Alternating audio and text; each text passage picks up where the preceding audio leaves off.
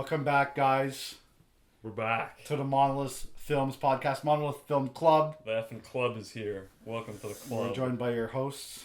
Lee usually does the introduction, but I said, fuck it, I'm going to spit some wax. What are we reviewing today, bro? What are we The reviewing? Devil's Rejects. Second movie in the Firefly Trilogy by Rob Zombie. I forgot his Unfortunately, last name. I almost did, actually. Rob fucking... Robert Zombie. unfortunately, our guest couldn't make it back. Halen. Mhm. Fucking loser. Yeah. He'll be back for the third one though, so we He's will coming carry back. on without him. Yeah, carry on without him. Devil's Rejects, same director, released Yeah. 2 years later, 2005. Yep. Uh, I thought it was further. I thought it was longer than that. there's a bigger gap between the next one. Yeah. Now. Yeah, Yeah, the but, Three from Hell is in 2019. Yeah, exactly. Yeah. Which is wild. Yeah. Devil's Rejects picks up pretty much the next morning after Pretty the events of maybe a week later. I don't know, but the Soon after the results of the events. right. Yeah. Yeah, in the first movie. Yeah. Of A House of 1,000 Corpses? Yeah. Yeah. Opens with a big old shootout, Yeah, pretty it's a much 10-minute gunfight with the at cops. the house of 1,000 True corpses. detective style. Yeah, and then the rest of the movie is pretty much the Firefly clan on the run through Middle America, trying to escape the new sheriff. Yeah. I don't know if it was the same for you guys, but I found like this is almost the starting off movie for most people, and then they go back and watch House of 1,000 Corpses. Really? I found a lot of Oh, yeah. people I don't- start I don't- with this one. I never heard that because House of 1,000 Corpses has always been like a famous movie Oh, in you my find book. it? Okay. I like everyone I know knows about A House of 1,000 Corpses. Or a Corpses. classic. Fuck, bro. I can't fucking talk. Take your time. That's right. Slow it down. Yeah, 20 out of 10, bro. House of 1,000 Corpses Yeah. has 172 views on Letterboxd, and The Really? Devil's Rejects has 106,000. Ooh. So definitely Okay. more for House of 1,000 Corpses. Okay. But that doesn't necessarily mean anything. People could still be watching the second and going backwards. Yeah. Like always when I was growing up, I always thought of the Rob Zombie movie as House of 1,000 Corpses. Oh yeah. Oh, I agree. Me, it was this one always. Oh, really? I always Really? thought This one, yeah. And I saw this one first too. Like when I every went time back. anyone would talk about his movies, there was always House of 1,000 Corpses. Really? Yeah. Okay. No. I only found out there was a trilogy Mm-hmm. 3 years ago. You didn't know about these two? No, the not next at all. two. Oh, okay. I knew trilogy also same thing as you a couple years ago. I didn't know. Yeah. I thought it was just a House of 1,000 Corpses. Yeah. I had no idea. So I Yeah. think Mm-hmm. you're full of shit, Nick. Yeah. So I mean, how did it hold up? You guys have seen the movie before? Yeah, this is my second time. First time. First First time time. seeing it? Yeah, I Okay. watched it last night while I was eating Okay. Did you like it? pasta. Was it as good as the first one? No. I did enjoy it though. Okay. I enjoyed it a lot more the second time around. Oh yeah. First time I saw it, I was like, man, this trilogy is fucking veering off the rails real quick. Like I had very low expectations going in though. Yeah. Because I heard from you, I heard from Lee, not Yeah, your Lee. I heard from Julia, I heard from Halen, like I heard from a bunch of other people that like the first House of 1,000 Corpses is like cult classic, Yeah. classic horror movie, like must watch, culty movie. Yeah. But I just heard that the second one was just dog shit. You know? I think in terms of it's more boring visually. I think Yeah, it's for just a sure. straight movie. There's nothing. Yeah. Rob Zombie's not really doing anything crazy. Crazy. Well, you it's know? supposed to be the documentary style to make it more Yeah. rough. Yeah. But It's very much like Butch Cassidy and the Sundance Kid. If Butch Cassidy and the Yeah, Sundance sure. Kid were, terrible, Yeah. terrible people and not just thieves Yeah. or robbers or whatever. Yeah. It's kind of like Rob Zombie's version of a cowboy frontier bandito Yeah. story Yeah. on the run. it's like a road movie. Yeah, Yeah. yeah. Who's Thelma what's and that Louise. the guy? So they escape the shootout and they drive to the Kahiki motel, Something like that, something yeah. like that. And who's the guy? Who's the big guy with the glasses that they kill? You guys recognize him? The big guy with I the ginger now that you guy? say it, I kind of fucking recognize The him. guy who goes to the depth about beef jerky. Yeah, he's like a comedian. Yeah, he's from. Yeah, he's like on a Something. Saturday He's from Night something, show. Yeah. Yeah, all that kind of shit he's on. Him being in it is Rude. funny. Oh, I was It's just funny. like ruined it. No, it's I like him. I think he's good in it. I mean, He I don't just know. plays the big dumb guy well. Yeah, Yeah, but he does the same thing in every movie. Yeah. This fucking guy or TV show. I was thoroughly disappointed with this movie. Really? I remember it being not. I've seen this movie like fucking 10 times too, but not in like 10 years or something. Yeah. And I started with this movie. I remember being it was fun, and like this was when I was fucking 11 years old or something. Oh, horror movies are fun, you know. Yeah. And I don't know if it was because I had House of a Thousand Corpses like fresh in my memory. I was like, oh fuck, like this is gonna be sick. Yeah. That the expectation was too high, but the fucking, I don't know, it didn't do this. It didn't do it for me. I thought it lost all its fucking style. Really? I thought it lost all its like definitely does. what made it fun. It loses I a lot of don't know. style. Listen, I don't know if it loses its style. It trades its style Yeah, it's for something with fully less different. personality. I think. I saw a fucking quote from Sherry, and she was like, "Oh, it's not a sequel. It's like just the same characters in like a different world."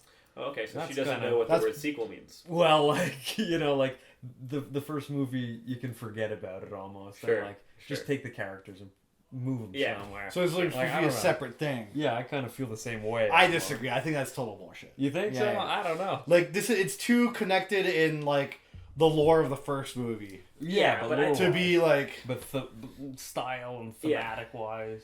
I think what she means is that Rob Zombie wanted to make a horror movie. He did. Mm-hmm. He wanted to make a western. He did. Sure. Just Yeah, so like an happens it's the action same movie. characters. Yeah. Yeah, exactly. Sure. Mm-hmm. I mean, I do like that you can kind of connect to the characters a bit more, Uh-huh. Mm-hmm. like Captain Spaulding and like what's the brother's name? Otis. Otis. Yeah. Like I feel their personality a bit more in this one. Yeah. Yeah. What like I had low expectations and I actually enjoyed watching the movie, but there was a lot of things about it where I thought kind of sucked. You Yeah. know? But one thing I did like about the movie, the cinematography had less personality in the first one, but there's some really good close-ups in this movie.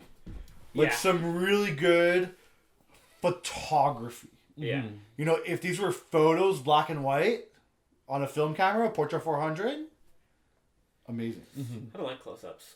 As a general Yeah. rule, I don't really like them. I like them when they're done well, like when they're done with a photographic sensibility, not a film sensibility. Mhm. But even then, I found the style like too abrasive because we go from like a static two-shot Yeah. to this super close handheld Yeah. whipping like fucking jump cuts the whole time. Yeah, but there's a couple stills in there which were very like portrait photography, had a good look Sure. to it. Yeah. You're saying that I'm imagining Otis when they're going to fetch the guns buried. There's a few close-ups of him there, Yeah. covered in blood. Yes, there's one like that.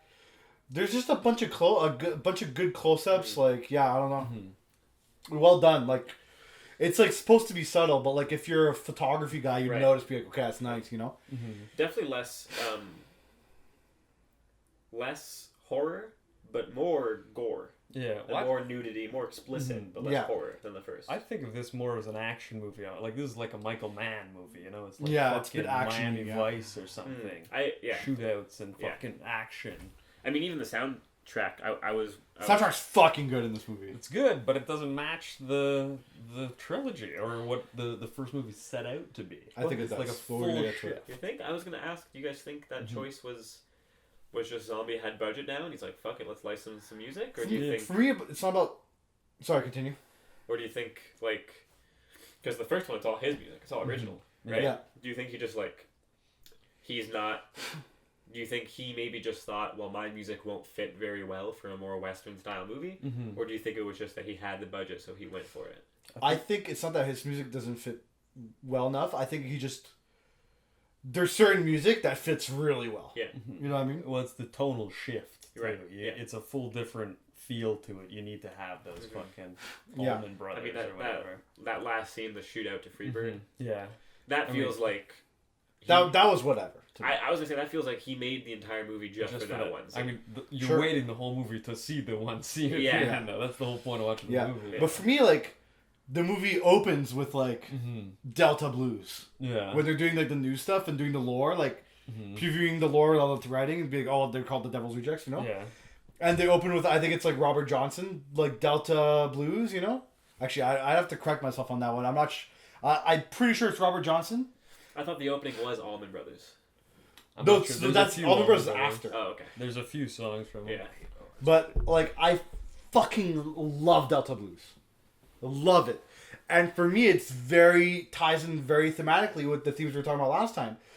It's kind of very Americana thing, you know, because for me, like, in my opinion, Delta Blues is like the birth of American music almost. Yeah. And like, I've always had this idea of Delta Blues about it being like kind of like lonely, solitary, like Mississippi music, backcountry America, harrowing music, and that's kind of like, for me, that reflects the themes of this movie, you know. Yeah. And there's a lot of other songs where I was like, okay, good choice of song, but it feels all like, I think it would have been good if it was all Rob Zombie songs too, but I think these songs are very American, you know, like we were saying last time with House of Thousand Corpses, like it's his view of America, you know. I think from today's perspective, Freebird might be too much of a meme now. But I think maybe 2005 it wasn't. That's what I'm thinking too. Yeah. I think the soundtrack might have hit a little harder back Yeah. then, because now it seems corny. Yeah, it's To corny as me, shit. it seemed corny. Yeah. That was apart from the cinematography being a little bland compared to the first one. I had a much harder time picking a favorite shot this time around. It's more of a favorite, like, feel. Almost. Yeah. You can't get a single frame out of that. Otherwise, the music I didn't like. I don't think it was I understand the choice, but I think it kind of like sets the wrong tone. I think the movie would have been better with a more similar tone to the first one. I don't think he needed to shift tonally to get a different message across. I mean, it's not like they had. It's not like I think every song was good in the soundtrack, but there were certain songs where I was like, okay, that's a good choice. Yeah. But this movie, I find it misses like that little satirical edge, you know, that the first movie had. It's too. Oh, I thought it was pretty funny. Yeah, it's funny, but it's not like, you know, when Otis is yelling at the cheerleaders talking about fucking American Dream or whatever. You're not getting it as in your face in this. No. It's more You of get, just the feel. Baby saying like, "Oh, I love celebrities. They're so much better than the real thing." Yeah. Stuff like that. But there's less soliloquy. Yeah. From the Firefly family in this one, which was some of the best parts of the first one. Yeah, it's supposed to be like gritty, like a like I real think the thing. funniest thing that was said in this movie was when the sheriff's department had the movie historian come in. Yeah, it was fun. And like, get this fucking Hollywood lover. He's like, it's not Hollywood. Yeah. The Marx Brothers isn't Hollywood. It's like, okay, you know, it's pretty funny. I mean, there still is satire. There still is humor in it. I mean, what comes to mind is the cut from.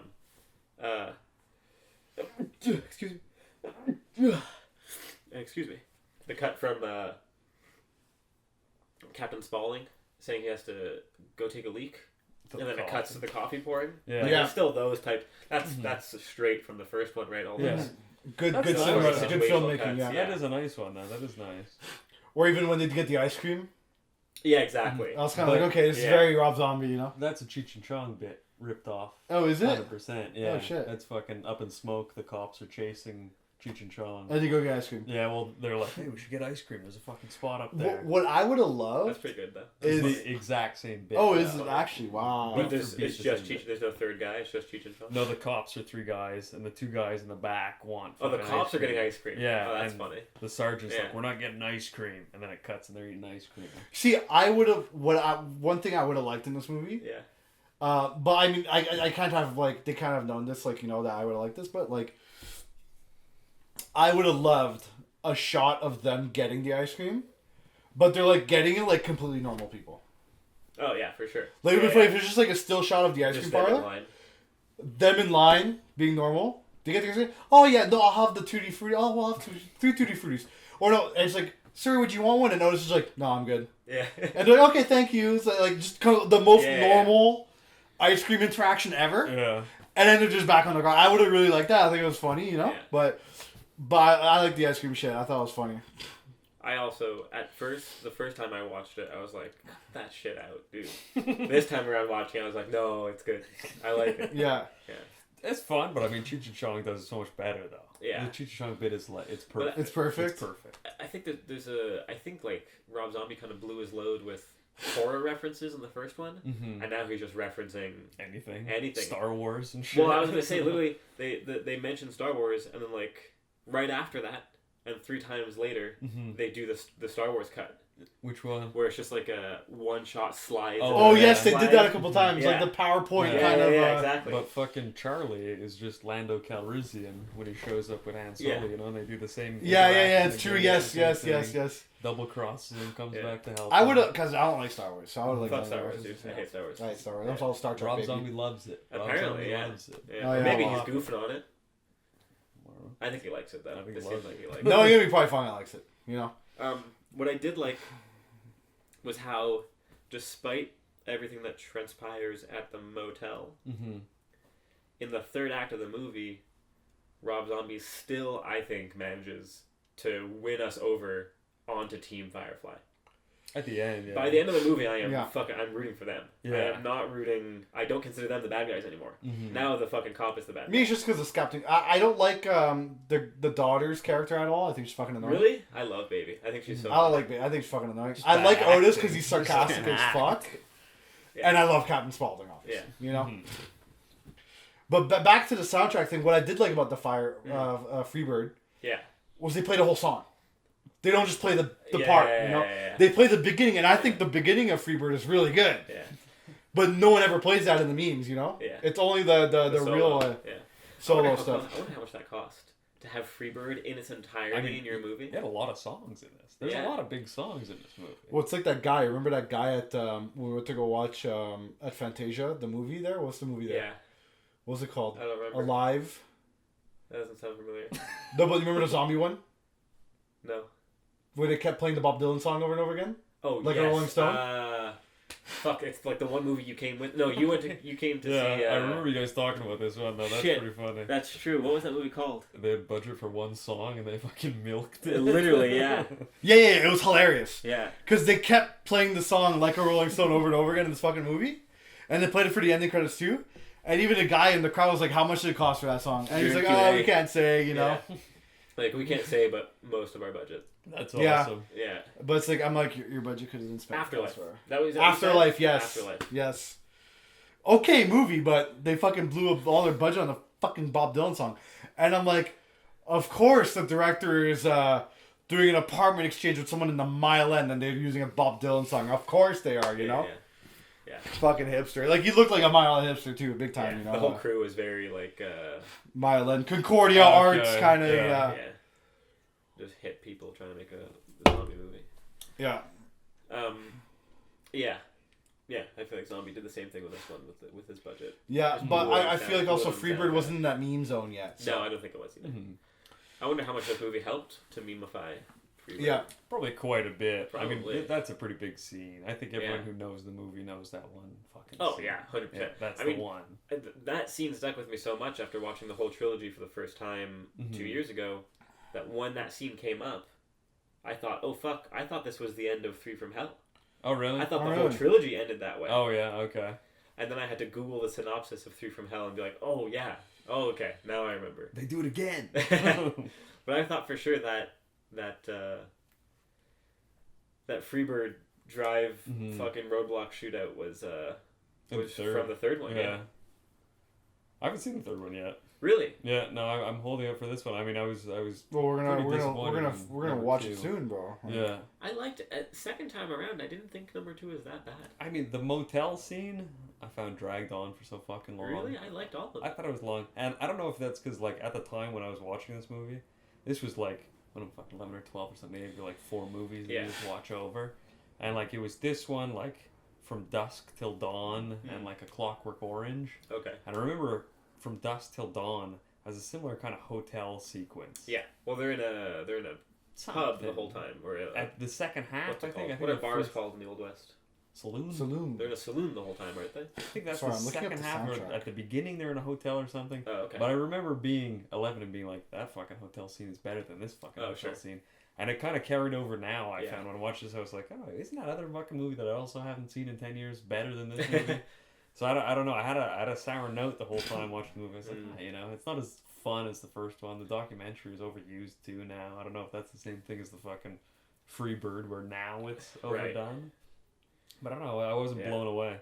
I mean, I liked it. I liked the motel stuff. I thought it was cool and gruesome. I liked it. I didn't have any problems really with that. Yeah. I found maybe pacing for me was the only thing. Maybe. I mean, even then, that didn't strike me. No. No, not at all. Even I don't know. I feel like what you guys said before. The budget's on the fucking music, and we have 3 sets. Yes, well, that's definitely true. Yeah, there's Charlie's fucking Frontier Playground or whatever. Yeah, that is the one cool opening shot with a big dolly down the side. Yeah, I mean, in terms of budget, again, definitely better film equipment because there's a few cranes and dollies and a lot more. The first one felt not necessarily handheld. There was some Steadicam in there, but like eye level the whole movie. Yeah, except for maybe like a couple cemetery shots near the end. Things, but even then, I found that I don't know. It kind of loses its fun with the bigger budget. Like the more stuff you go, oh yeah, I'm watching a fucking movie right now. It doesn't feel.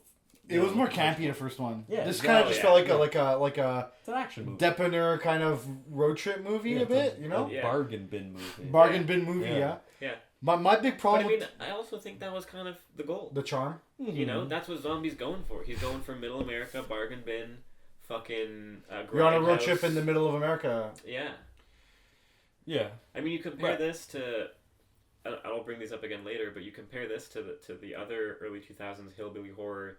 You got Cabin Fever by Eli Roth, the Chainsaw remake, Hilda Vai's remake, Wrong Turn, and this.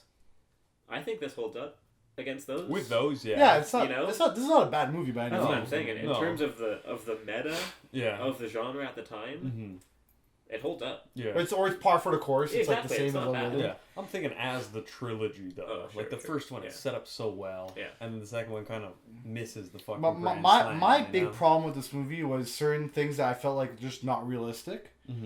Like I felt like some scenes were very overacted. You know, like when they're in a stressful situation, and they're all like, fuck, yeah, fuck you, fuck. I'm just like, bro, this is very like. Overdone acting. Like a lot of like I feel like a lot of like people they're acting they're not. I'm not saying they're bad actors. I'm saying maybe the acting directing wasn't very good or something like that, or maybe they're just like improving it the whole time. I feel like when you're improving it a lot, there's a lot of swearing that goes on, and a lot of it in order to feel very dramatic. Yeah, like the filler words. But to feel more dramatic, you know, fuck. And to try to make it feel like it's natural conversation, but really that's not natural conversation, you know? Yeah. And there was a lot of scenes like that I couldn't stand. I mean, especially between Baby and Otis. Yeah, all the time. Every time all the they fucking bicker, time. it's just fuck you, fuck me, fuck all you. All the fucking time. Oh, fuck me, fuck you. Yeah. Well, Sherry, I find so bad in this movie. Like, it took me out every time. Oh, yeah? Yeah, me too. I didn't torture scene. Mama's not dead, or whatever she's saying. It's like... I like her when she's alone with the 2 other girls. I thought she did well. That was like the only time she did well. But I feel like it's just she's overshined by Otis every time because he's so good at his role. He's very good at his role. It's almost like they're actual actors. And what's his name? Sid Haig? Yeah. Captain Spaulding? Dude, amazing. So fucking good. Amazing. Captain Spaulding. Like, he's easily the best performance in all these movies. Yeah. For sure. So I feel like pinning Sherry Moon. Because Sherry Moon in the Halloween remix, she's good. Yeah, that role is a lot more understated. It's a lot more nuanced. But she's not a bad actress. I don't think. No. Yeah, and true. Mother Firefly, when she has her episode in the cell, I thought that was overdone. Yeah, I thought it was a little too gimmicky. Yeah, well, the first Mother I found way better. I feel. And they changed actors. I feel like the fuck stuff takes me out way more than the Mother Moon stuff, the Mother Firefly stuff. Yes, I agree. Yeah, 100%. Yeah, because the mother, what do they call her? Mother Firefly? That's true. Mother, just Mother. I don't know. Mama. Madame Firefly. Mama. Her freak out. I kind of had like a in and out thing, where I was like, oh, she's pretty good as an insane person, and I was like, wait, no, she isn't. And then I was like, wait, yes, she is. No, she isn't. And then by the end of it, I was like, maybe he's being postmodern about it. Exactly. Yeah, I was like, I get it. It's all on purpose. I get it. Sure. Yeah. But yeah, there's a lot of scenes like that took me out, where it's the fuck stuff. Yeah. Also, what took me out is like certain things with the gunplay. Sure. Like. What, like down the panties? No. That was fine. That was sick. But like, it's more like the cops are pointing guns at them, and like ready to shoot, and then she'll take a gun and point it, And I'm like, dude, you're not fucking blasting the shit out of her. But then she goes like this, and then like they're just like holding fire, and they're like they're just repositioning. But like she takes a gun, you fucking blast her, you know? Yeah. And it happened too, like when at the end scene with the Freebird, they're riding down, and they're just like they're looking, they're seeing what's going on. Then they all whip out their guns, and they start fucking booking it, and no one's shooting them. I'm like, dude, fucking light them the fuck up, you know? Like, and then when they do start shooting, you clearly see like all three of them get shot bullet holes, throat, chest, no headshots, and they're still going at it, but definitely throat and chest, and they're still fighting that. And then there's a third one. Yeah, then there's a fucking third movie. For sure, that third one is like such an afterthought. Well, like 15 years later. Yeah. But like, I don't know, it's a little ridiculous. Yeah, it's a bit, you know. Yeah, I did not like the sheriff. Not as much as the first guy. No. I don't find him believable. Mm-hmm. He does the slow slip into insanity well, but Yeah. that's more of a writing thing than a him acting thing. Yeah. Because like whenever he's interacting with Danny Trejo and the other guy, what do they call themselves? Something brothers. The Unholy Two. Yeah, the Unholy terrible name. Army of Two. Remember that video game? I love that fuck game. yeah, That was dude. fun, dude. Hell yeah. PS3. But yeah, whenever the sheriff Wydell is interacting with the Holy Two, I'm like, fuck, this is so terrible. The dialogue is just so corny. Yeah, but it's so. The other guy with Trejo is fucking cool looking. Yeah. That guy looks great. He's got a great face. Yeah, he does. Well, is he not the guy who plays Michael Myers in zombie really? movies later? Oh, maybe. I think so. It looks He's like got a good look to him. He looks spooky, dude. I'll check now, but I'm Julia I'm says pretty yes. Sure. Yeah, in like the slow-mo where he's breaking into fucking Charlie's Julia, say hi. Yeah, he looks great. Julia. And I mean, Zombie makes movies. No, he makes Halloween 3 years after this, the remake. Yeah. And I feel like more so in this movie than in House of a Thousand Corpses, you kind of get some Halloween in here. That first scene where Tiny is dragging the corpse through the woods, the stuff with the big guy from the Unholy Two tossing bodies through the window, and just his presence is very much Zombies Halloween. And a fire at the end trying to burn it down. Yeah. And I do feel like this movie has a bit less of that like exaggerated like middle America Slipknot music video character that the first one did. You know what I mean? Yeah, that's funny. Like there's this like, you know what I'm talking about? Yeah. Where it's like super Iowa, dude. super American like backcountry hillbilly shit. Yeah. There's a bit less of that, but also they're at like a motel most of the time. Yeah. Right? But I mean, when they do slip into the hillbilly, I find it a bit much where it's like, oh, you're gonna fuck that chicken, you can fucking fuck No, I mean like chicken the set in pieces ass. and stuff, like the Set look. pieces, Yeah. It's a lot less of that kind of like little broken down tricycle American flag kind of shit in the back and with chickens, you know? Yeah. Also, the fucking chicken scene was fucking weird as shit, no? I think it's funny, dude. It was pretty funny. You're not gonna fuck this chicken, are you? He's gonna fuck this chicken. That guy looks funny. He's gonna fuck. Yeah, it looks funny. He's gonna fuck this chicken. He gets all offended. Definitely could have been cut. Maybe put that in like the director's cut or something. Yeah, maybe. I just think it's funny at the end. The guy selling the chickens describes in depth how to fuck a chicken. Yeah. And then says, "Oh, I would never do it though." This guy definitely. Yeah, what do you say? He says chop off its head so it squirrels around and put your dick in it so it goes like this. It's so fucking weird, dude. It's not him who plays Mike Myers. It's actually the guy who plays Rufus. Oh, really? The brother who dies in the beginning of this one. Oh, like the Modern Warfare 2 Juggernaut in the beginning, bro. Yeah. Which also I had a problem with that. I mean, the guy in full plate armor Iron Man dies comes first. out? Yeah. I don't mind him coming out like that. I don't think that's just bulletproof. Okay, yeah, but they couldn't hit Otis, who was only wearing a helmet. They couldn't hit him anywhere but the head. Yeah, but I feel like Rufus was like covering fire, bro. I guess he was like taking the shots for everybody. You know what I mean? Glock 3D printed in Bangladesh, homie. Yeah, I just feel like if I was a cop and I saw all of my fellow pigs blasting the guy in full body armor, maybe I'd take a shot at the other three. You know? At least I'd try. Well, they have like 20 fucking cops. They're shooting one guy, shoot all of them. Yeah. That's what I thought. Just fucking unload on those motherfuckers, bro. But they never unload on them, bro. Yeah. Instead, they just like the guy pulls out the gun, points at them, and they just reposition. And I'm like, what the fuck is this, like, bro? oh, what are you gonna do? Hey, what are you gonna do, bro? That opening scene, it took me out of it so much. I agree. That's the worst scene of the whole movie, I think. I think so, yeah. Shit scene. Especially compared to the shootout from House of a Thousand Corpses.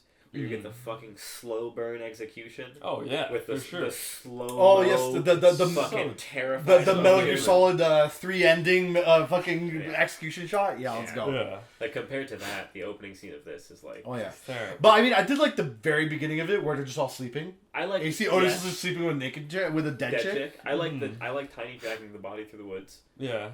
Yeah. I thought that was a good because that's the cold open. Yeah. I thought that was excellent. Mm-hmm. But then into just this fucking stupid shootout. Yeah. That's like, and then even like up until the shootout up until they're at the motel, like the entire first act pretty much I think is the worst part of the movie for sure. Because like them like they stumble upon a maid in her car and they just rob her and like the whole like during the opening credits. Yeah. I liked it as an opening credit sequence, but then at the same time it's like. I kind of liked it just for the song because they were playing like the Delta Blues shit. Yeah, I just found it a little like, all right, you know, Yeah. what they don't have a second car. They have a whole junkyard, you know, but they don't have a second car. I'm sure they know how to work on cars. That's what I'm saying. Why do they need to? They're like a bunch of mavericks over here. He's got They got the torch on the wheel bearing like we were like the other week. Exactly. Not only that, but also Dr. Satan. Yeah, That's just underground the whole time. No one worries about him. He's still there now. They're like, what about Tiny? But they don't give a shit about the entire underground community they have. Yeah, and the like the hospital they got. Yeah. Oh no, because they're self-regular. They're unionized. Oh sure. They do like McDonald's runs every other day. Yeah, you know? they'll take care of themselves. I see. That first like very opening too, where it's Texas Chainsaw Massacre 2, like the opening almost fucking word for word. Yeah. Oh yeah. Except like they say like, oh, there was a fucking girl that was found and she was screaming about murder and there was never a farmhouse found, but the police were involved. This one is the same thing, but at the end they go, but they found the farmhouse. Yeah. It's almost the exact. And they're same called thing. the Devil's Reject. Yeah, it's like 90% the same opening. I think that's on purpose though. Yeah, but I thought it was too fucking close. Yeah. You know, it's too on the nose. Give me a little something different. I mean, I have a whole thing about that. Oh, this guy's even opened the notebook yet. I haven't even opened the notebook. I have a whole thing. I went to the Concordia Library. Oh fuck! And I got a book. You did like research on this movie at like a university. Yeah. What the fuck? Yeah, I took out a book. Oh shit! With an art. The book is called Horror Post 9/11 or Horror After 9/11 or something. Chapter 9 is about the Devil's Rejects. It's actually mostly about the two of them combined, but what's that doing 9/11? Shall I then? I guess this is. I guess you shall. I guess this is a good start. Isn't that right, Julia? So Julia thinks you should. The idea is that in the 70s there was the Vietnam War, and as a response to the Vietnam War, horror took a turn towards hillbilly horror as a way to juxtapose the morality and freedom that the nation of America was declaring and enforcing overseas to the brutality and the actual real personality of America as a nation. Right? You get movies like Texas Chainsaw Massacre and the original Hills Have Eyes and 2000 Maniacs, Deliverance, Southern Comfort. Deliverance, yeah. Deliverance is not really a horror movie though. I think it's on the edge. It's hillbilly, It's on the edge. Yeah, hillbilly. Definitely hillbilly. But it's we should do that movie. In the context, I'd love to. Yeah. In the context of this argument, of the article I read. I'm right, you're wrong. These are all movies that recontextualized the American socio-economic politics overseas versus here, right? And it's the idea that here they are trying to forcibly instill freedom on a nation, but then all these horror directors are saying, you know, what freedom really is in America is this, these basically. fucking hicks. Yeah, okay. You know? And that's a good fucking point. And so then in the 2000s, post 9/11, incoming the Gulf War, and the complete recycling of the Vietnam War, you get movies like Cabin Fever, Wrong Turn, Chainsaw Remake, Hills Have Eyes Remake, and Devil's Rejects, and House of a Thousand Corpses. But what's that have to do with that? So it's the same thing. It's recontextualizing this fight for freedom. Yeah. Well, the freedom in America is so perverse, It's just instead of the Vietnam War, it's the Gulf War. Yeah. But I mean, even if we don't like the perverse freedom that they have or the look of it, that's still like freedom. Yeah, but I find it too like intellectual for these kind of directors. Yeah, I'm not sure Eli Roth is fucking thinking of this, you know what I mean? I'm not saying they're thinking about it. I'm not saying this was on purpose. Yeah. I'm just presenting an analysis that I read. Okay. You know, I'm not saying... Because, I mean, we got hillbilly movies all throughout those 30 years. Yeah. Or 40 years. That's fine. I mean, I think it's a good idea. I think the analysis sticks, especially... Yeah. I think for the 70s one, it sticks more. Mm-hmm. If they're just doing it again... For the Afghanistan stuff, it's kind of like okay. I think it's more a parallel between the cyclic nature of the United States international policy versus the cyclic nature of horror. Yeah, they kind of go hand in hand in this. But I also don't think they're thinking of that. I don't think Rob's only thinking of that. Yeah, and I don't know if you can like even in. He just want to show his girlfriend's ass. That's definitely offered, dude. It's subconscious. All these things are going on all at the same time. It's the zeitgeist, you say. Exactly, it's the zeitgeist. It's the cycle of the zeitgeist. These things are bound to happen. Even in the 70s, though, I found like everything was anti-war, though. So I don't know if you could just pin it on horror. Because you have I guess that was horror's version of being anti-war. Yeah, but then every single thing is the same thing. Yeah. Because for me, side tangent, my favorite movie about the Vietnam War, other than like Full Metal Jacket, but like one that's like more horror-y, but it's not even really horror-y at all. But it has kind of this aspect to it is Platoon. Oh, really? I'm not big on Platoon. Okay, so Platoon, most of the movie is whatever. It's just a movie. But there's this dialogue between Willem Dafoe's character and what's his fucking name? the main villain of the movie. Yeah, the guy with the scars. And they're smoking opium? Is that scene? Not the scene, but there's this kind of like overarching beef between the two of them.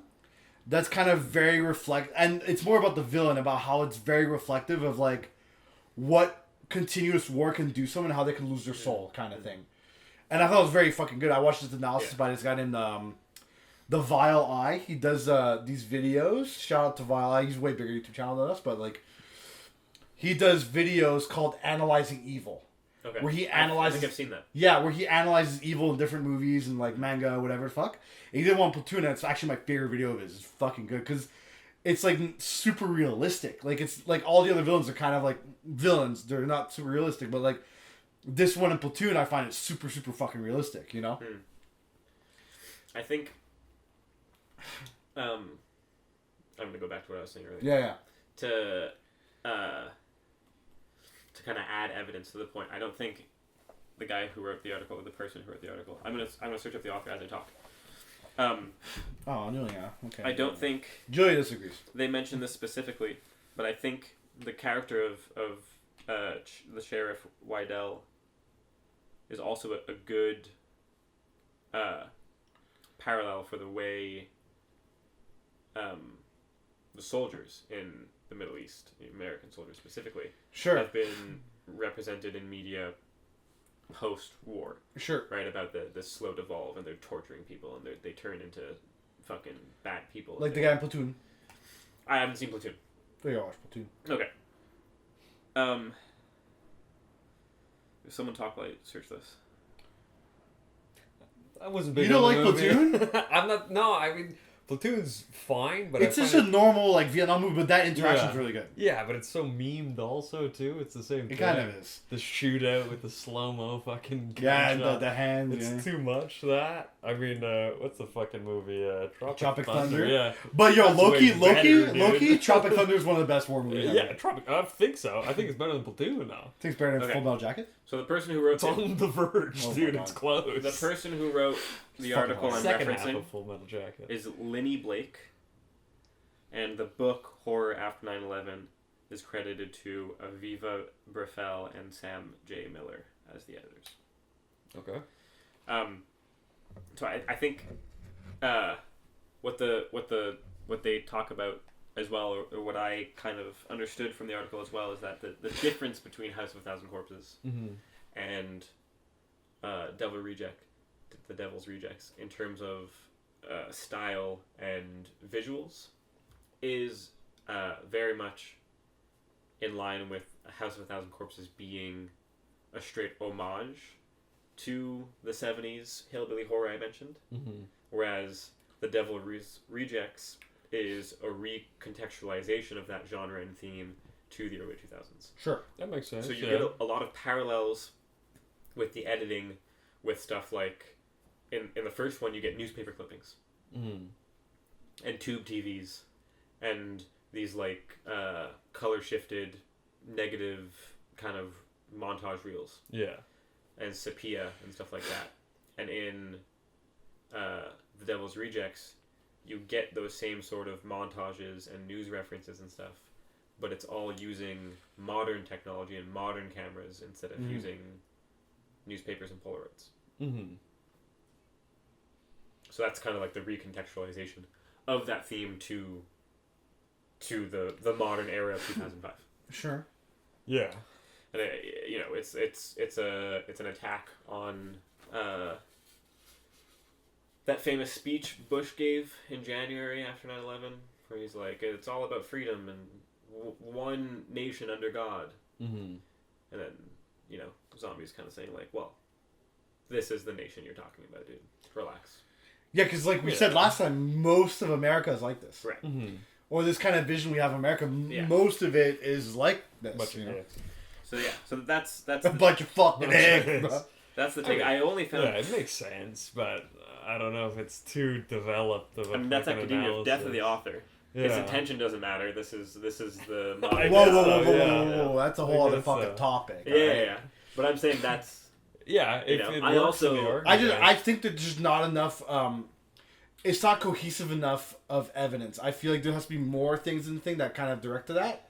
Yeah. Not just a small thing. There has to be a bit more hints. It has to be a bit more cohesive. Or maybe if Zombie said something more to the point of it. I just think it's fun to talk about. Yeah, it's cool. So yeah, podcast. Hey, that's you guys. Yeah, you fucking idiots watching. Fucking hicks. Viewers are stupid. No. I couldn't. There was another article, Monsters in Performance or something like that, from another book, but I couldn't find it. I didn't have access to it. What monster? Like the guy at the end that saved them from the burning building? Like. No, I think the Firefly family would be the monster. Oh, okay, in this sure. context, or maybe even Chief Wydell by the end is equally a monster. Do you think him chasing Baby Firefly in the cattle maze with an axe is a reference to The Shining? Yeah, for sure. Oh, yeah, for sure, right. Sure. Okay. He does it the same way too, holding it in. Like, that's what I thought. And he says here comes some. He doesn't say Johnny, but he says something like that. It's for sure. Yeah. I mean, they call back to. They call back to House of Thousand Corpses where he's yelling, "Run, rabbit!" Yeah. Which is weird because how would he know that? How would he know they did that? Unless the first thing is also a reference to some folk thing. Maybe that's true. Yeah. Some local reference. Yeah. Or maybe they have scrapbooks about their killings. Maybe it's all in there too. Yeah, that too. I found a stupid device to kind of get the thing like a scrapbook with. But most killers do that. We found a girl's Tamagotchi, and it said that it had dead people inside their house. I mean, I don't know. When did Criminal Minds? Did she put her toy over here? No, I'm playing with it. When did Criminal Minds come out? Probably around the same time. Because I've been watching Criminal Minds. Good show. Lately. Yeah, it's okay. It gets old. It's pretty repetitive. Sure. The first few... So, from my understanding of Criminal Minds is that the first few seasons are based on real FBI cases. Okay. So they're pretty good. And then they start running out of real-life cases to reference. Make stuff up. It's just like it gets too interpersonal. Like it starts becoming about the detectives, the special agents' personal lives, and like, oh, I'm getting stalked by the killer we didn't catch for like 7 seasons, and it's like, okay, fuck off. Did you watch True Detective season 1? I've seen all 3, all 4. What do you think about season 1 in this movie? Yeah. What do you mean? Like, do I think there's an influence there? Like more to the hillbilly shit, yeah. I don't think so. I see more Deliverance in True Detective season 1. Oh yeah, okay, I don't think there's so much of this stuff or Chainsaw Massacre. They don't really go down that alley. Yeah, sure. I think it's more stuff like Deliverance or have you guys seen the Devil All the Time? No. Recent movie with Robert Pattinson and Spider-Man Tom Holland. It's written by a guy whose famous novel, I don't remember his name, but he has a famous novel called Knock 'em Stiff. And I think Devil All the Time happens in Knock 'em Stiff as well. It's very similar to Deliverance. It's the depravity of middle America and the corruption and stuff like that. Just less horror, more drama. Yeah, it's very similar. I think those types of things are more influential to True Detective Season 1 than stuff like this and Hills Have Eyes and Chainsaw Massacre. Sure. That's a thing too. Like with Texas Chainsaw Massacre, like 1 and 2, there's a huge tonal shift also. Yes. But I find that works much better than these two movies. Yeah, I like Devil's Rejects more than Texas 2. I didn't watch this. I don't know. I like Texas too, dude. Yeah, I do. I think probably rewatching it. Yeah. I'll key into the camp more. Okay. First time watching it, I was like, "This is fucking goofy." Well, it is goofy. In a bad way. I didn't enjoy the goof. I think a second viewing, I'll be like, "Okay, I get it." You only seen it one time? I've only seen it one time. You gotta watch it a few, dude. It gets better and better. It's fun, dude. Because Texas 1 is one of my favorite movies of all time. It's so fucking. Oh, but that's a goated horror movie. It is. It literally is. Yeah. Mm-hmm. Yeah. I find the second one the same way though, in a different way. Yeah, you can't put that in the same tier, bro. But I don't know. It's just as you can't put Texas fun though. Texas 1 is like goat fucking movie ever. You know? But that opening of Texas 2 is. I didn't watch Texas 2. Fucking Mortician song kicks in, dude. I mean, you said this last time. House of a Thousand Corpses feels more like Texas 2 than Texas 1. Yeah, exactly. It's switched the order of serious to goofy or serious to camp. But I think House of a Thousand Corpses does it better than Texas 2. Yeah, for sure. Okay. Yeah. I think so. Hell yeah. My initial analysis of the movie was different. I Googled to find some stuff. Okay. Hoping to find someone who keyed in on what I keyed in on. Didn't. I found the stupid 9/11 thing instead. Okay. But my thing was... You found someone else that was going to Concordia to do research. You know? But my thing was, because I was also keeping in the mindset of the first movie being very much Zombie's vision of Americana, of American culture, boiled down to what it truly is. Not what the media presents it to be, but what it truly is. I'm good. I think this movie, the tonal shift and the shift in imagery plays into a shift that Zombie is commenting on a shift from that culture turning into a religion in and of itself.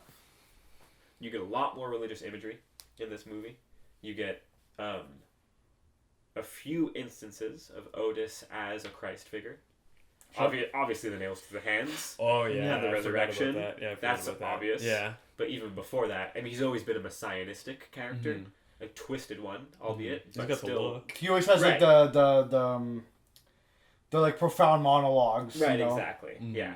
But you get, and there's a straight up shot of a crucifix in this one, and it cuts directly to Otis, if I'm not mistaken, almost in the same position, but in bed with the hooker on top of him. Yeah. Oh, okay. So I think in this movie, there's two things going on. The first being a shift from culture to religion, in the frame focusing on this hillbilly bullshit. Yeah. And then the second thing is obviously the Chief Widell's story of him slipping into that world and you know how misery loves company and the depravity of America will turn anyone evil, stuff like that. And they mentioned a bunch of times that it's like a satanic cult. Right. He says, "I am the devil and I'm here to do the devil's work." And we're devil slayers at the end when he's torturing them. And he says he tells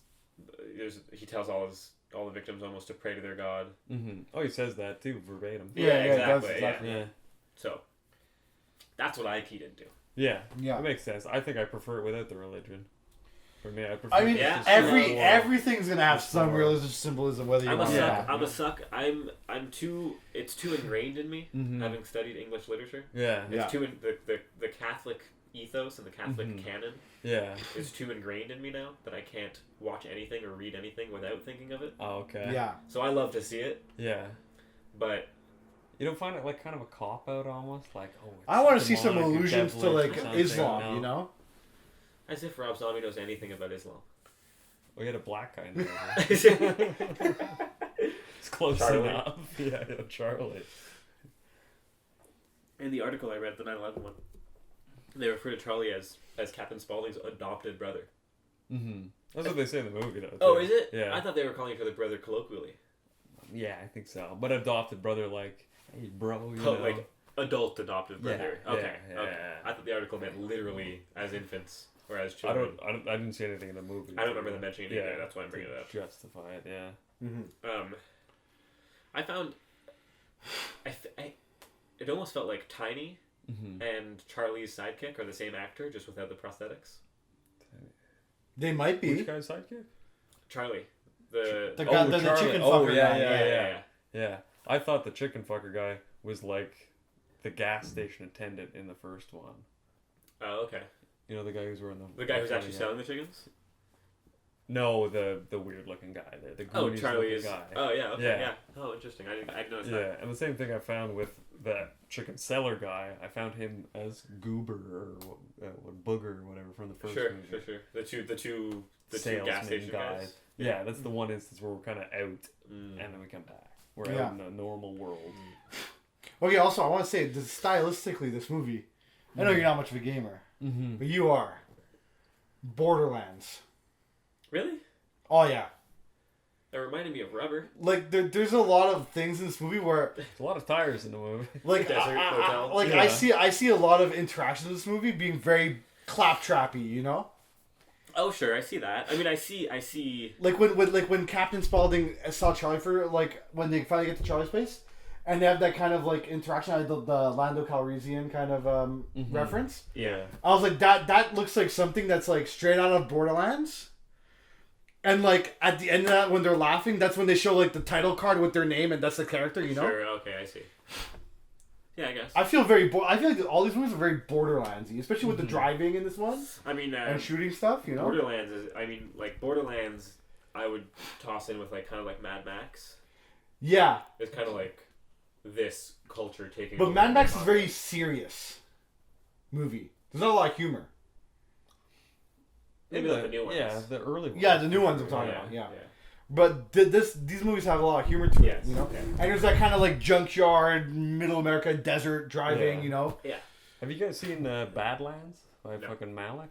No. That's a similar thing where guys are on the run, being chased, shootout kind of thing. And I think this was a reference also, or like an inspiration also. Maybe. Okay. The same kind of thing. It's a fun movie though. It's a fun watch. When did that come out? 70 something. Oh yeah, in the 70s. Yeah. When did you Tree of Life? 2010, something like that. Oh wow, okay. Yeah. He does one movie every 10 years though. Oh yeah? Yeah, pretty well. I think he only has 5 or 6 movies. Yeah. Juliet! You're blocking the mic, Juliet! He's got a cameo in Badlands. You see him in it. Oh yeah? Yeah. I have generally no idea what he looks like. Fat kind of guy. Oh really? Chubby guy. Oh. Looks almost like Kubrick but shaved up a bit. Oh yeah? I picture him looking more like Matthew McConaughey for some reason. No, he's the Texas guy. Big Texas accent, but like... Maybe I heard his voice. Bigger boy. Yeah. And I just thought McConaughey. Mm-hmm. No, come on. Get off the table there.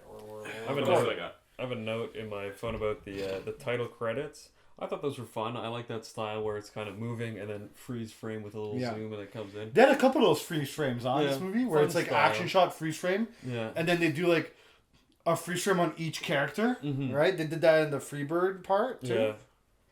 Another thing too you see a lot in the movie is where we have no nat sound in the scene and it's just music. Yeah. And then they're doing an action. That's kind of a carryover thing. But one thing I thought with this kind of documentary style, the camera work doesn't feel like there's any motivation to the movement of it, where it'll just be shaking around. It's just moving for the sake of moving. Yeah, and there's a weird cut that doesn't make sense really, and I felt a lot of cuts in this movie were awkward. Yeah. Because of the camera movement. Well, especially the action stuff. Yeah, everything was kind of like... I mean, that first shootout felt very early 2000s, like Jason Bourne. It's hacked up. Where just fucking toss the camera around and cut as often as possible. It's fucking hacked up. Yeah. I got Chief Sheriff, whatever, Wydell. He says like, we're about to do what my priest would call a cleansing of the wicked, or what my brother would call 100% Alabama ass kicking. Yeah. Now, that was a good quote to encapsulate the old world religion versus the new world religion thing I was talking about. Stuff like that. I like that you get to see Captain Spaulding's nuts in this one, straight up. Where do we see his nuts? When he's banging the girl in the dream. Oh, really? You get a shot of her ass, and you can just clearly see his nuts just bouncing right below her. That's fun. That was fun, yeah. Where'd you guys watch the movie on? Tubi. Tubi? Yeah. Tubi. Tubi rules. Tubi's the fucking shit. It's on Plex as well. Plex is the same thing as Tubi. Oh, yeah? Pretty well. Okay. The only difference is on Plex, you can also use it as a file sharing program. Ooh. Yeah, Pierre uses Plex. So you can upload stuff from your desktop, and your buddy can like. That's cool. You can file share with your buddies. Mm-hmm. So I don't know exactly how it works. Yeah. But they also have a whole catalog of free to watch with ads like Tubi. That's fun. Tubi is number one for me right now. Tubi does rule. Yeah, Tubi fucking rules. Yeah. And I think what helps Tubi is that they have a lot of cycling. They get new shit a lot. Oh, yeah. They dump stuff a lot. Yeah, for sure. So they don't have to pay much license fees because they don't keep anything. Yeah. But it keeps the catalog fresh and they always have good stuff. I mean, the catalog is all huge. The stuff I want to watch, huge, too. Yeah. It's all the fucking dumbass shit. Yeah. They have a lot of sexploitation, which you can't really find on Netflix and Amazon because it's kind of like too R-rated. Okay. But Tubi doesn't give a shit. Yeah. I guess for some reason. Which is surprising because it's owned by Fox. Is it really? Which is now owned by Disney. So Tubi is owned by Disney. I mean, Tubi is fucking keep going. Tubi. It's the Wild West. Best, yeah. Dude. It's the best. Yeah. It's like the public mobile of streaming services. It's the Cricket Mobile. You're the only Cricket Mobile. What? Would you fucking call me, dude? I also thought it was funny when Otis said, the next words out of your mouth better be some fucking brilliant Mark Twain shit. Because it's definitely getting chiseled on your tombstone. Oh, I thought that was funny, but I was like, yeah, right, he can read. First of all. Yeah. Second of all, he can I don't know how to read, so. He read Mark Twain? Mm. I don't fucking think so. He's a fucking American philosopher, this guy. I thought that was funny. Though you can tell like this Otis kind of watched SpongeBob as a kid, you know. You think? I like thought it was super philosophical kind of thing. Yeah. Oh, yeah, dude, it is. SpongeBob is the modern Plato. In a weird way, kinda, I guess, bro. I believe it completely. The only thing I think I haven't talked about is when we talked about the guy from Hollywood who visited to talk about. Yeah, she was hilarious. Mm-hmm. But I like how Wydell gets all fucking worked up because he disrespects Elvis. Yeah. And, yeah. Like, he treats. Don't Elvis, talk about the king. Yeah, as if there's actually a monarchy and he's the real king. I thought that was fucking funny. Who the fuck cares about Elvis? Yeah, but also who cares about the fucking Marx Brothers? Like that was unnecessary. Yeah, but I like how it was like, oh, there's like a local film guy. He's into movies, and it just happens he's like a Marx Brothers fucking expert, you know? Yeah. Yeah. No, that's some real tangential detective work they did there. Yeah, I mean, also like Animal Crackers is like first day in film school, movies you should watch kind of thing you get. Yeah, because that would be kind of like the shit, like our local police calling us, being, "Oh, these guys kind of like movies. I wonder if they know anything about, like Michael Bay films." And we're just like, "No, Werner dude." Herzog. Where's our local show up right Werner away. Herzog expert? Or no, yeah. It's like, oh, like I bet these guys they review like.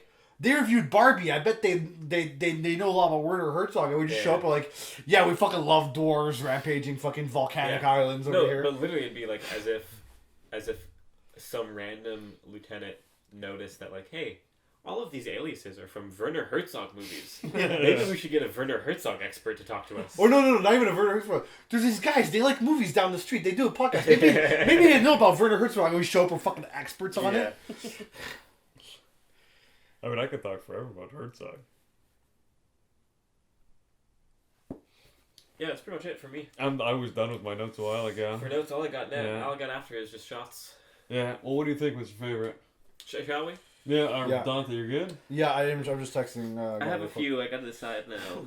I think probably my favorite is after Wendy gets hit by a truck. Mm-hmm. Is it above angle with the road? It's low. Low? Okay. It's low. You get her corpse with the body, without a body bag, with a white sheet over it, and you get the detective peeking under.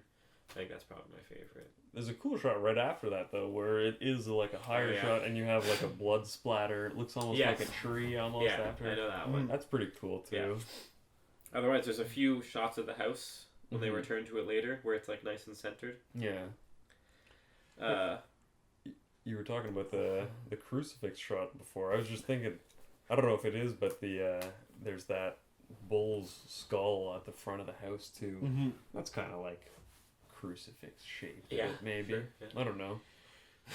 Yeah. I'm not sure anything about Ornamental. that I'm not sure. Yeah, we see it. It's on all the posters too. So I don't know if that's some. It's satanic. It's kind of like a perversion. I guess. Yeah.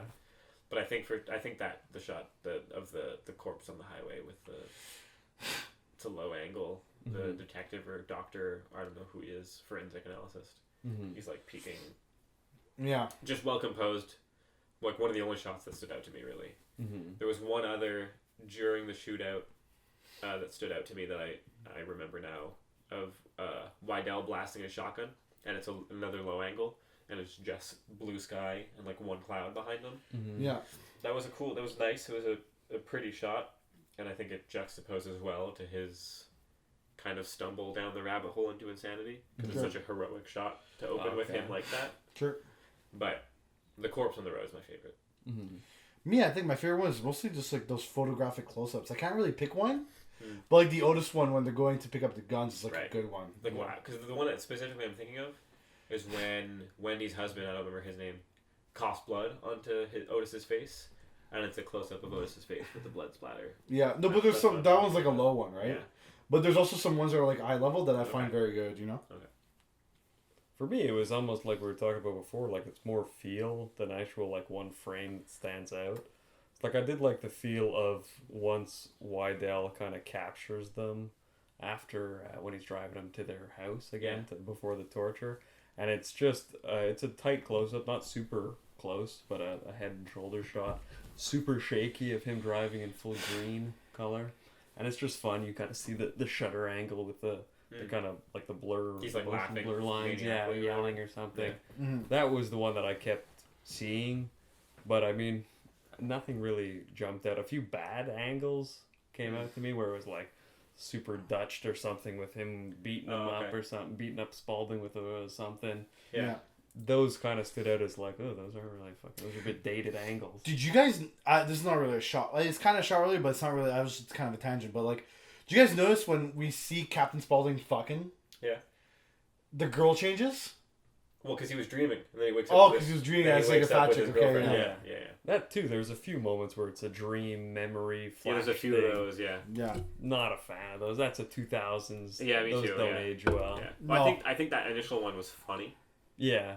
But then they bringing it back with Wydell. His brother's ghost. Yeah. I was like, okay. I also thought that was corny. Yeah. It is quite corny. There's one more shot.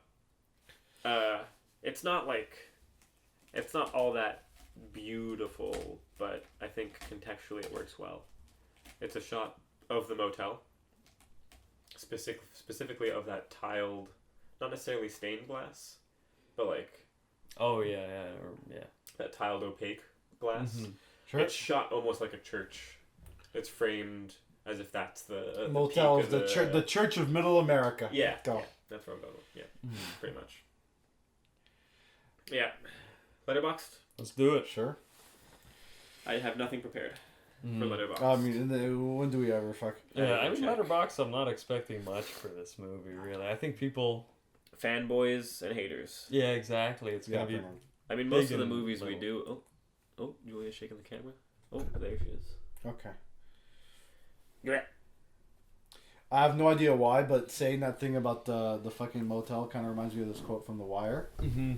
That's one of my favorite quotes from The Wire. Yeah. And it's just the sanctity of the voting booth is the cornerstone of American democracy.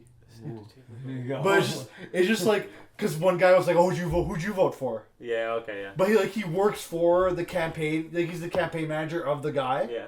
That's like running for mayor's office of Baltimore. Okay.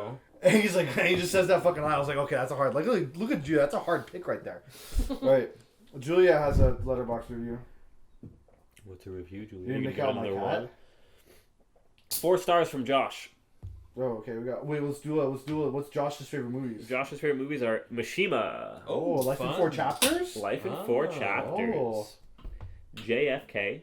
Mm-hmm. Pat Garrett and Billy the Kid. Mm-hmm. Okay.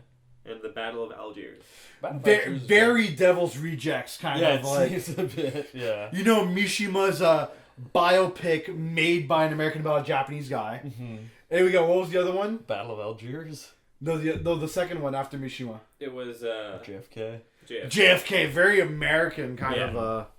Alright, Joe, get off. Battle of Algiers rules. He's from Toronto. The same style as this. Oh yeah. Josh from Toronto. Josh is from Toronto. Okay, well, Josh, we're from Montreal, and fuck Toronto. He's a mojito fiend, a leftist, a film bro, a freelance film critic, theater manager, film programmer, and physical media guy. Wow. And sometimes he writes about movies. So he's lonely. He's a very lonely guy. Yeah.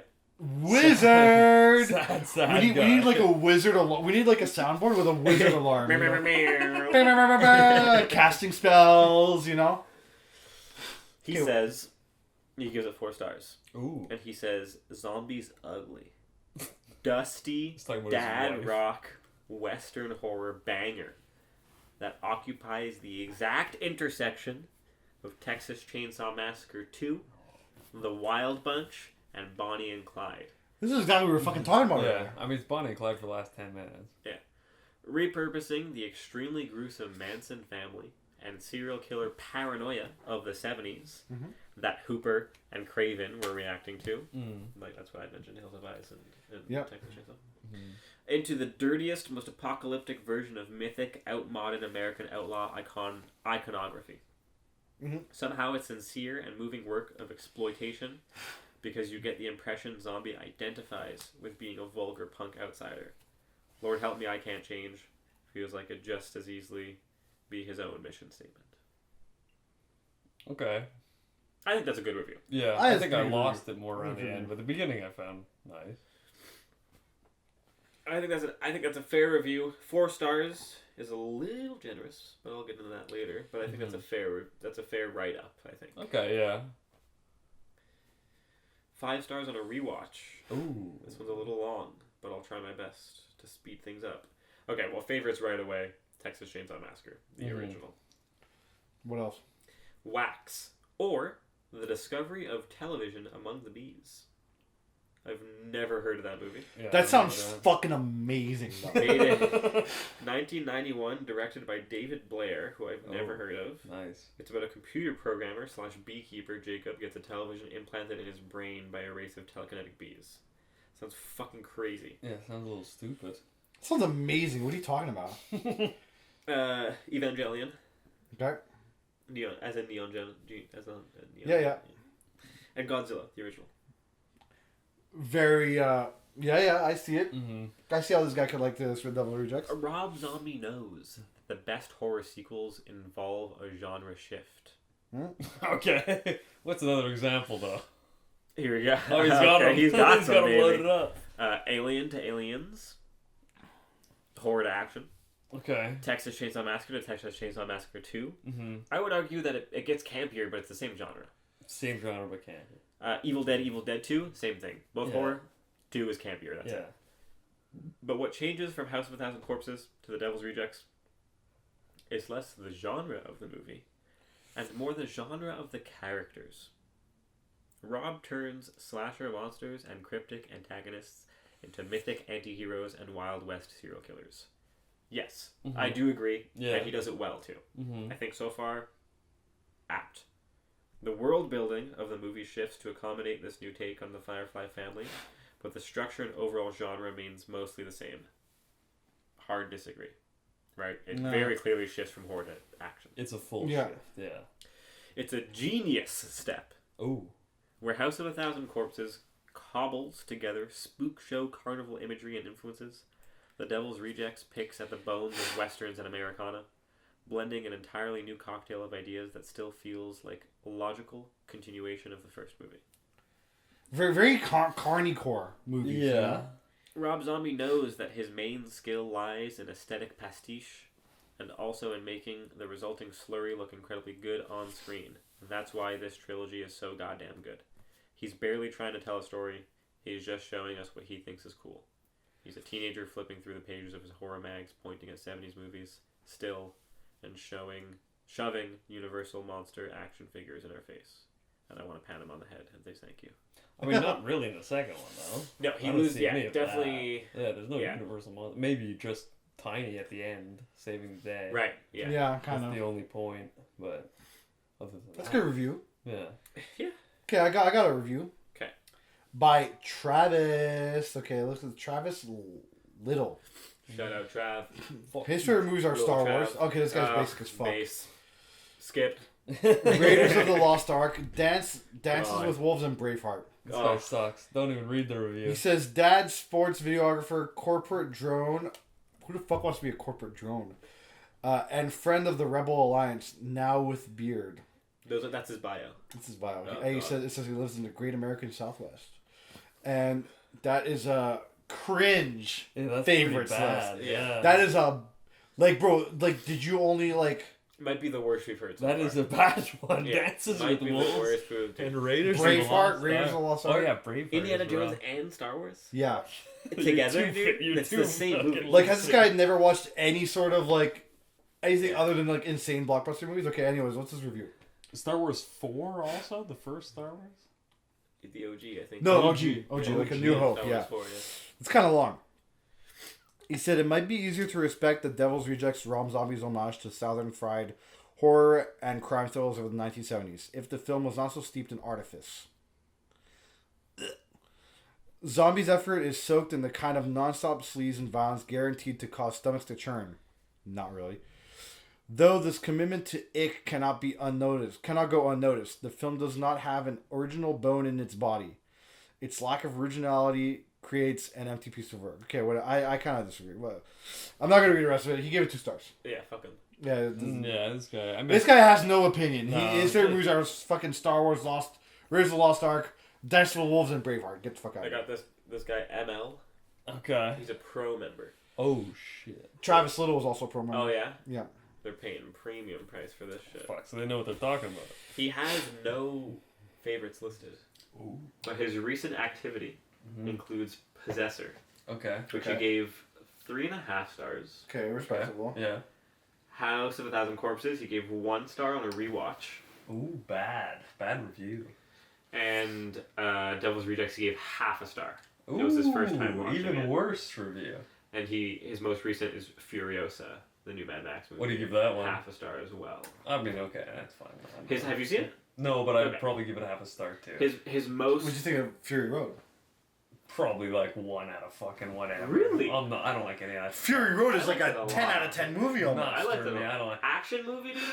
Top tier. No, Top tier. refined. That's It's like too an far 8.7 on the scale No. on the Videodrome scale. Maybe the black and white one. No, gets a bit Fury better. Road Dude. with Tom One or Hardy. 2 more. Yeah, but they have a black and white version of it. No, the That one. colors are so good in the Fury Road. I don't like it. You're fucking I don't bananas, like it. dude. I'm You're not into bananas. it. Fury I- Road's a goat movie. I don't really like any Mad Max one though. Any kind of like post-apocalypse. Okay, whatever. You're not making any sense, bro. I mean, his most common rating for a movie is 2 stars, so he's kind of a hater. Mm. Okay. He says whenever this movie strays into legitimacy, and the world seems upside down because Rob Zombie might be a good director, Sherry Moon Zombie shows up and absolutely shits the bed whenever she opens her mouth. Yeah, true. Yeah, I mean, he Yeah. nailed it. Yeah. Unfortunately, he nailed it. Yeah. That I think makes 0.5 star sense. for that. Mhm. I think there are some redeemable qualities, Yeah. but he definitely, that's the nail on the head right there. Mhm. Yeah. Yeah. What do you guys think? Do we head right into ours? Good. I think we're all just getting kind of the same thing. People really like it. Yeah. People think it sucks. I mean, this guy's favorites are Texas Chainsaw and Texas Chainsaw 2. That's it. He's got 2 favorites. And what do you give? 0.5 star. Oh, okay. Yeah, he said if House of a Thousand Corpses was the college dropout, this is the goon sesh that Kanye has been on since 2009 that gave Daft Punk auditory and visual hallucinations, Rob. It's too inside baseball, I think, that reference. Yeah. Rob, listen to me. Can you stop gooning? I didn't need to see Otis. What does gooning mean? I think it's... Masturbating, but not, and freaking out. I thought gooning was just masturbating for hours. That's Just like melting your pretty brain well. with porn. Oh, really? Yeah. Fuck, That's what I dude. thought, yeah. Rob, listen to me. I do that often. Fuck. What the fuck, dude? Fuck. Can you stop gooning? I didn't need to see Otis putting his gun down a woman's crotch, then 15 minutes later talking about Oh, shut up. That scene was sick. her pussy juice making it rest. I also think that was funny. That was Didn't awesome. mind that. Yeah. Like, this is actual dog shit. The only good part was Tiny clutching and saving everyone and then immediately killing himself, and then 5 minutes later, the Freebird solo. Okay, so this guy's stupid. Fucking guy's stupid. This guy's a Alright, real let's go into our reviews there, fuck. Yeah. What the fuck, my phone case is not going. Let me get my list. I have a list so I can remember a scale. Yeah, 6 out of 10 for me. You're giving a 6? Yeah. It's a 6. Mm-hmm. It's good. Yeah. It is good. It's above average. Yeah. But it's nothing great. It's nothing special.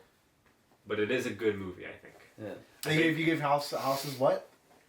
Like an 8.5, I think. 8.5. I give it a pretty good score. Yeah. House of a Thousand Corpses is definitely way fucking better. Yeah. I think the first time I watched this movie, I would have given it a 4. Okay. Below average, but kind of like whatever. But I think upon rewatching it, and now kind of contextualizing it with the first one, it's I've keyed in on some qualities that I find redeemable. Mm-hmm. So I would bump it up to a 6 out of 10. What are you? For me, I mean, we said it before, this is like a bargain bin fucking movie. Yeah. Like, this reminds me of, like, you go into the cottage for a weekend, you stop at the dep and pick up a scary movie to watch. Yeah. Well, but I mean, sorry to cut you off, but if you're at the dep in the bargain bin and you're buying anything but Bad Boys 2, you're a fucking idiot. I was gonna say Hostel's my go-to bargain bin grab. Yeah, Hostel? it's been the same. I love Hostel. Yeah, it's the same. You guys do the triple threat. Hostel, Bad Boys 2, Hot Fuzz or Shaun of the Dead. Yeah, those Okay, fun. yeah. Those, yeah. Also, Shaun of the Dead, Bad Boys 2 is a double feature at the dep. Is it really? Yeah, they got the double disc. That's a pretty good Hot double Fuzz or Shaun of the disc. Dead? They do both with Bad Boys 2. That's a good disc. I distinctly remember this, dude. That's a good disc. So it's because you were Yeah, I mean, me, I would always go for the fucking horror movies there, and this Yeah. seems like it could be anyone that you just put on you. Ooh, Sure. we're in a field or something. It's spooky. I'm giving it a straight 5. Okay. It's average. Okay. Perfectly average. Perfectly average. That's fair. I'm kind of on your train a bit. I had very low expectations. I was entertained by the movie. If I was in the bargain bin at the dep, we're going to Bita Biscamang or whatever the fuck. Yeah. I'm not mad. That's what I'm saying. If I picked this up in a bargain bin, I'd be stoked. I mean, Yeah. I'd say You know? Yeah, it'd be fine. 5.5. Okay, so 5.5 average for the Monolith Film Club. Seems Yeah. reasonable. Yeah. Yeah. There you 5.5. go. Yeah. I want to allow it the 6 there, but it's too average. Like, it's just average. Yeah. But it had some good shit to it. You know, Yeah. I'd be like, if we were on a road trip and we went to bargain bin and we already watched Bad Boys 2, already watched Shaun of the Dead and Hot Fuzz, already did Hostel. This is the next bargain bin movie we're watching. Yeah. I'm not mad about it. Like, I'm pretty, like, we're not disappointed at the cottage. You know, at the chalet. Yeah. This might be the most concise we've been between 3 fucking people. I think so too. This Yeah. is we're all on I the also same think page. this is the closest we've gotten to just an average movie too. Yeah, it's Yeah. perfectly Yeah. normal. This is the most average. Yeah. So. Do we ever give it Perpetrators a 1? Perpetrator was probably the worst movie we've ever Yeah. done. Perpetrator, yeah. That's our I scale. think maybe you hate Joshy more. They're both down there, yeah. Yeah. They're both down But there. Perpetrators a 1. Yeah. How Double Injections is a 5. That's the average standard. Yeah. And what's like a 10? Like Hard to glass. Eraserhead's a 10. Okay. You know. Yeah, that's fair. Yeah. I call this the McDonald's scale. Oh, interesting. You know why? Because I watch sometimes I see these fucking videos of these people doing fast food tier list or whatever the fuck. Oh, sure. For me, if I made a fast food tier list, McDonald's. McDonald's is the standard. I am basing everything on whether it's better or worse than McDonald's. Sure. You know, and there's a lot of things that are better or worse than McDonald's, right? So I'm putting McDonald's dead in the middle. Okay. That's how I judge shit. Interesting. I think McDonald's is fucking F. I think McDonald's. Have you ever had Burger King? Yeah, it's better. It's worse.